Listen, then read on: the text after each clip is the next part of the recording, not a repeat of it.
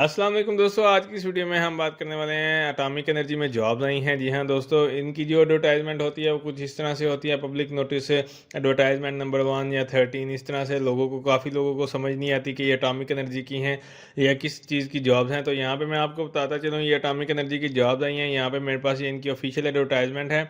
अब यहाँ पर आप लोग देखें, इनको जो है बंदे चाहिए, यानी कि टेक्नीशियन टेक 2 के लिए, टेक 3 के लिए।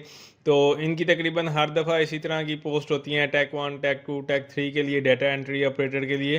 तो ये इनकी ऑफिशियल एडवर्टाइजमेंट है। यहाँ पे लिंक आपको डिस्क्रिप्शन में दे दूंगा। अब यहाँ पे सबसे पहले नेम ऑफ पोस्ट की बात करते हैं। टेक्नीशियन 1 के लिए तो ये रेगुलर बेसिस पे पोस्ट है और इसका स्केल तकरीबन 10वां स्केल है, आप लोग चेक कर सकते हैं यहाँ पे। अब केमिकल, मैकेनिकल और इलेक्ट्रिकल की फील्ड है, यानी कि इसमें तो आप लोगों के पास 3 साल का डिप्लोमा होना चाहिए इस फील्ड में, यानी कि इलेक्ट्रिकल, केमिकल या मैकेनिकल के रिलेटेड। यहाँ पे उन्होंने बताया हुआ है फर्स्ट डिवीजन। इसके बाद दूसरे नंबर पे हम बात कर लेते हैं टेक 2 के लिए। तो ये कॉन्ट्रैक्ट बेसिस पे है। यहाँ पे आप लोग देखें तो इसका 8वां स्केल है और ये टेक्नीशियन की पोस्ट है।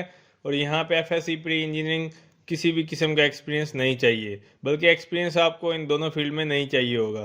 टेक 3 भी कॉन्ट्रैक्ट बेसिस पे है, इसका स्केल जो है 5वां है।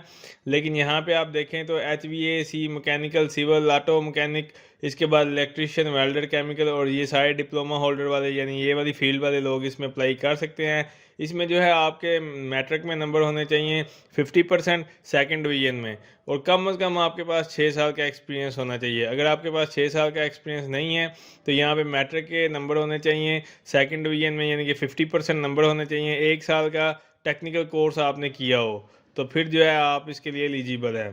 अब यहाँ पे नीचे हम बात कर लेते हैं डाटा एंट्री ऑपरेटर के लिए। ये भी कॉन्ट्रैक्ट बेसिस पे है।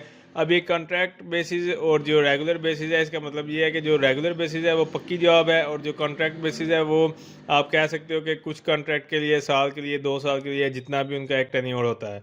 अब यहाँ पे डाटा एंट्री ऑपरेटर के लिए कंप्यूटर की फील्ड है, और यहाँ पे भी मैट्रिक आपको चाहिए। तकरीबन 50% आपके मार्क्स होने चाहिए। 6 माह का आपने कंप्यूटर का कोर्स किया हो। तो यहाँ पे ये बता रहे हैं 6 मंथ कंप्यूटर कोर्स और 5000 की डिप्रेशन पर आवर, यानी कि जो आपकी टाइपिंग स्पीड होती है जिसे वो कहते हैं, वो एक कैलकुलेट करेंगे बस। इसके बाद जो है यहाँ पे नीचे अगर आप देखें जूनियर असिस्टेंट 1 और यहाँ पे ड्राइवर के लिए। अब जूनियर असिस्टेंट 1 के लिए जो है रेगुलर बेसिस पे जॉब है। अब नीचे जो है जूनियर असिस्टेंट के लिए है, ये भी BCS, BBA और ह्यूमन रिसोर्स मार्केटिंग वगैरह के लिए है, यानी कि बैचलर वालों के लिए है। इसी तरह ड्राइवर के लिए भी कॉन्ट्रैक्ट बेसिस पे है। यहाँ पे आप लोग देख सकते हैं matric with civil driving licence आपके पास होना चाहिए। अब बात कर लेते हैं आपने इसको अप्लाई कैसे करना है। तो यहाँ पे नीचे अगर आप देखते हैं तो इनकी कुछ टर्म्स एंड कंडीशन दी हुई हैं, आप लोगों ने ये सारी पढ़ लेनी है। एज लिमिट यहाँ पे इसकी जो लास्ट डेट है वो 12 तारीख है, यानी 12 सितंबर है। और यहाँ पे आपने इसको अप्लाई करना है। ये इसका लिंक दिया हुआ है, मैं आपको डिस्क्रिप्शन में दे दूंगा।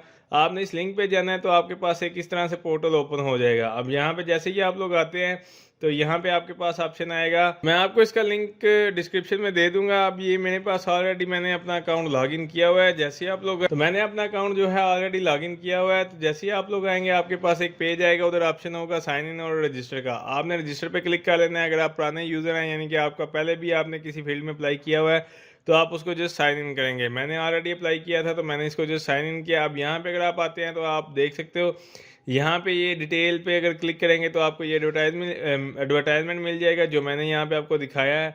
और इसके बाद अगर आप यहाँ पे देखते हैं तो ये विजिट प्रोफाइल पे अगर आप क्लिक करेंगे तो यहाँ पे जाके अपनी जो है आप अपनी प्रोफाइल को कंप्लीट कर सकते हैं। अब यहाँ पे बेसिकली आपने करना क्या है, जैसे ही आप लोग यहाँ पे आते हैं तो आपने सबसे पहले अपनी यहाँ पे बेसिक इन्फॉर्मेशन देनी है, जिसमें आपका सबसे पहले नेम, फादर नेम, डिस्ट्रिक्ट कौन सा है, मोबाइल नंबर वगैरह, प्लेस ऑफ बर्थ क्या है, वो सारा कुछ जो है आपने यहाँ पे मेंशन कर देना है।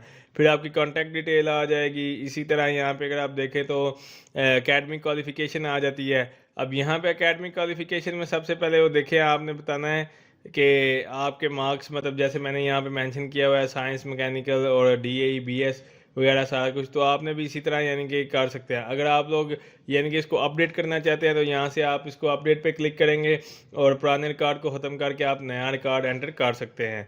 इसी तरह जो है आपने यहाँ पे एक्सपीरियंस पे आ जाना है। एक्सपीरियंस पे आपने बताना है कि अगर आपने किसी जगह पे काम किया हुआ है तो आप, जैसे मैंने यहाँ पे नीचे मेंशन की हुई है, जैसे ही आप एंटर करते जाएंगे यहाँ पे एम्प्लॉय नेम, डेजिग्नेशन, उसके बाद फील्ड ऑफ प्रोफेशन आपका क्या है, स्पेशलाइजेशन आपकी क्या है, तो आप लिख के आपने रिस्पॉन्सिबिलिटीज़ वगैरह लिख के ऐड एक्सपीरियंस कर देना है। जैसे ही आप ऐड एक्सपीरियंस पे क्लिक करेंगे तो यहाँ पे जो है वो ऐड हो जाएगा। अगर आप इसको अपडेट करना चाहते हैं, फ़र्ज़ करें कि आपकी पुरानी प्रोफाइल है और आप इसको नए मतलब अपडेट करना चाहते हैं, तो यहाँ से आप अपडेट कर सकते हैं। अदरवाइज़ जो है आप दोबारा से यहाँ से एंटर कर सकते हैं, वो पुराना भी रहेगा और नया रिकॉर्ड भी आपका एंटर हो जाएगा।